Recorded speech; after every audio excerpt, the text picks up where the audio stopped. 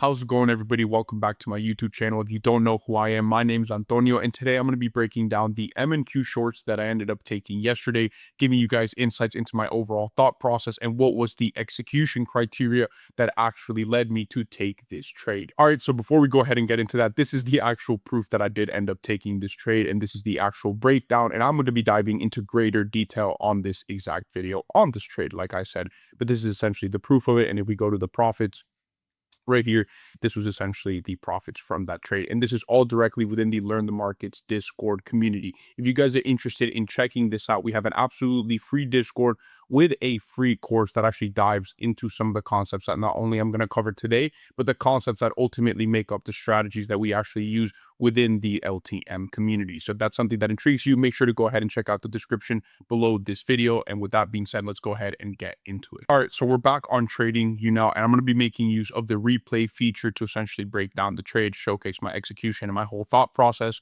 But this essentially, this chart right here will break it down, the overall steps that I actually took in terms of recognizing the opportunity that the market was presenting and then ultimately executing, right? The execution criteria. So let's go ahead and break this down step by step and showcase this with actual price action as we go ahead and play it back. All right, so the first step in taking this trade was just recognizing the overall higher time frame narrative and higher time frame trend. And as we can see, even on the 5-minute, it's clear as day that we were essentially trending to the downside. But if we go ahead and take a look at the 15-minute going into market open of March 31st, we can see that on the 15, we were essentially in a slight consolidation going into market open on Monday. And then we had that continuation to the downside. As we can previously see, we were already trending to the downside with bearish momentum. As we could see, we had dropped almost 1,000 points pretty much. And going into that actual morning, that first 5-minute candle at 9:30, if we go ahead and actually take a look at that, which is this one, if I'm not mistaken, yeah, that 5-minute candle dropped already 175 points. All right, so we can see that we had a continuation of the overall bearish narrative that we were seeing price action developing with prior to this. All right, with that being said, what is the second thing that I'm essentially doing before even looking at this retrace, right? I'm essentially marking out my key areas of interest, and where I'm taking note of on the 15-minute and on the higher time frames is we have essentially taken out major key levels of sell side. We took all this sell side previously with this dump right here, all this sell side here, all this sell side here, sell side here.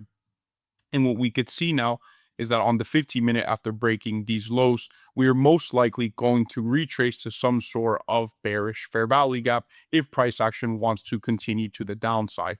Why do I mention that? Because that is also essentially highlighting a key concept of IRL to ERL, or in this case, external range liquidity to internal range liquidity. So ERL to IRL. What is that essentially? ERL is just external swing highs and swing lows, all right? And IRL refers to fair value gaps. So since we've taken out major levels of ERL, price action is now most likely to retrace to some sort of internal range liquidity in the form of a bearish fair value gap if we are to then continue with the overall bearish narrative that we had seen depicted prior to this. As we can see, we have no bearish fair value gap yet, but we have this absolutely massive move. We do have a tiny bearish fair value gap right here, but this is, in my eyes, extremely, extremely high relative to the overall range that we've moved into the downside. And even if I go ahead and, for example, measure this with the golden pocket, the fib tool, I can see that we are way, way, way above that with this bearish fair value gap. So that's not really something that would be ideal or a high probability. So if we go ahead and print another 15-minute candle, what do we actually see going into that? Let me go ahead and take this out. What do we see now? Now we actually see a solid bearish 15-minute fair value gap get created, okay? So at this point, we can now move on to that second step, right? Which is ultimately waiting for price action to retrace into the 15-minute bearish fair value gap. And we're going to go ahead and do this on the 1-minute since it's the aligned time frame for the 15-minute, right? Every key level or area of interest that you're essentially finding on the higher time frame, guys, you have to remember has essentially an aligned time frame and aligned entry model on the lower time frames. So in this case, I'm on the 15, so I'm going to go ahead and hop on the 1-minute. So let's go ahead and do that right now. All right, so now we're on the 1-minute, and we're essentially just going to wait for price action to trade into that 15-minute bearish fair value gap. Another thing that I did want to point out before we go ahead and do this is the time frames that I'm actually looking to be taking trades. Within the morning session at New York Open, essentially my time frames are from 9:30 to 11. I'm not trading anything outside of that unless it's the afternoon session, and that will essentially be from 2 p.m. to around 4 p.m., right? Until market closes essentially for that day. But with that being said, this is actually 10 a.m. So I wanted to go ahead and point that out so you guys know that this is still within the optimal trading times that I'm actually looking to for a potential setup to synthesize. Okay. With that being said, let's go ahead and play price action out and wait for price action to tag into that bearish for rally gap. All right. We tagged. What do I wait for now after we tagged into the bearish higher time frame for rally gap? We are going to wait for a 1 minute break of structure to the downside to show us now that the lower time frame is now breaking structure to the downside, hence is aligning with the higher time frame narrative that we had seen, the bearish narrative that we had seen on the 15 and on the 1 hour. All right, everything that we had talked about at the beginning. The way that we are going to do that is with a break of structure, and currently the previous higher low on the 1 minute is this one. So we need a break below here for us to essentially consider the 1 minute shifting to the downside. Let's go ahead and play price action out here. Okay, what do we see? We continued past that 15 minute. Now what matters here is the only way that we're actually going to know if this 15 minute gets invalidated is if that 15 minute candle, right, this one ends up closing above it. Currently we are still okay, since we're trading within it and we have not closed above it. So on the 1 minute, even though it looks like we did end up actually closing above it right there, we have not yet invalidated. Now our break of structure point moves to this previous higher low right here, this external higher low, right? Because we have this internal higher low, but we want a clean displacement through this previous higher low back down below that bearish for rally gap to actually show us that price action can actually deliver to the downside from this. Okay. Now, more importantly, as this is happening, right, as NQ is taking out this high, ES is not. ES does not take out this previous higher high as it's retracing, essentially, right? As it's pushing to the upside, on lower time frames. That gives us bearish S&T. Now, this is not something I normally look for. It's not even a step of my 3-step entry model for the most part. But this is extra bearish confluence, hence why I am pointing it out. And it is worth mentioning because this is an extra layer of confluence for me to essentially just still wait for this setup to potentially materialize. Now, with that being said, let's go ahead and play price action up. Now, our break of structure is going to be below here. Okay, perfect. Beautiful. Beautiful, beautiful, beautiful. Right here, we can see that now price action closes below this previous higher low. This candle right here closes right below it. Okay, that gives us the indication of a break of structure to the downside of the 1 minute, aligning with the higher time frame narrative. Now, what do we also see in that same candle? We invalidated this previous bullish fair value gap that we had respected right here, but failed to deliver higher, because we would have delivered higher. We would have taken out ultimately these highs right here and pushed to potentially this buy side, right? But we did not. So we failed to deliver from this bullish fair value gap. And now we ultimately closed below it, making it an inversion. Okay.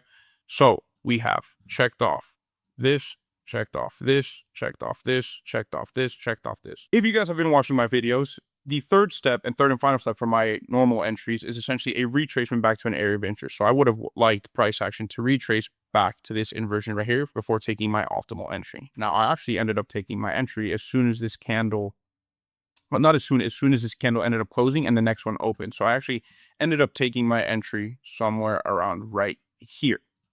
With that being said, I essentially invalidated that third step of my entry model. Now, why was I able to do this? Or why was I willing to do this? Better yet, because of that extra layer of confluence of the bearish S&T and the fact that we had already invalidated that 1 minute of bullish fair value gap on the same leg that we had essentially broken structure.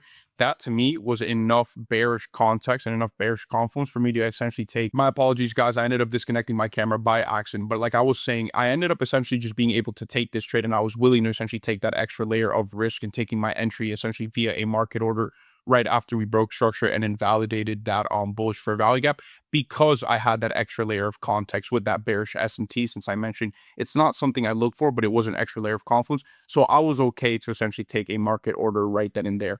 Also, just based on the momentum that we actually had in this candle right here, to me it seemed just slightly less likely for price action to retrace right here. And because that was a relatively small range of, I think, around 8 points, if you go ahead and measure that out, okay, a little bit more, it ended up being actually 13 points. That price action would have retraced back to that inversion to tap me in if I had set a limit order. I was okay risking those extra 13 points, okay? And Essentially, after taking my entry, my break even point was right here. Okay. And if we go ahead, let me go ahead and take this off. And if we go ahead and roll price action out, we can see we end up absolutely smacking the break even point. And at this point, obviously, I'm moving my stops and trailing it to break even. And then after that, I noticed the lack of follow through beyond this break even point. Okay. So I go ahead and essentially partial half of my contracts at this point for around a 1.47, almost 1.5 RR pretty much. And then essentially just kept my stops at break even. And if we go ahead and roll the continuation of the tape, ended up getting stopped out for the rest right then and there. Now, overall, I really just rate this a B setup, just simply due to the fact that we didn't have some sort of like higher time frame manipulation of buy side, for example, as we were retracing into this bearish for value gap. That's something that would make it absolutely beautiful and would have probably actually made this a continuation, a full continuation trade to the downside, because that's just, if we had that bearish SMT on top of that manipulation, that would have been great. We did have this manipulation of an internal high, but once again, it was a 1 minute internal high, not some sort of higher time frame, 15-minute high, for example, that we manipulated as we were retracing.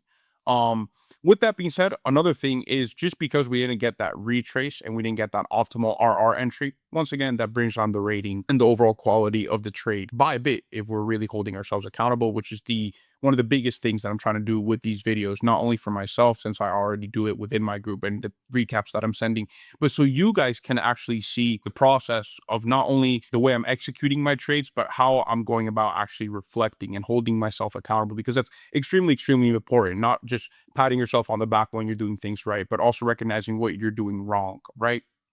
And even when you're making money, right, understanding the difference between a good trade and a winning trade and what you could have still done better even when you're making money. That's exactly what we're talking about here. But that pretty much wraps up the trade. It was a very, very simple trade. But that's essentially going to wrap it up for this video. I just wanted to share some value with you guys, and essentially slightly different variation of the entry model, since we missed out on one key step and we actually ended up having an extra confluence that I don't even look for in the first place. So I wanted to go ahead and showcase that so you guys can actually see a different variation of my entry model with the same concepts that I use, but once again, in a slightly different scenario and slightly different context. With that being said, stay safe, guys. As always, stay blessed, and I will catch you guys in the next video.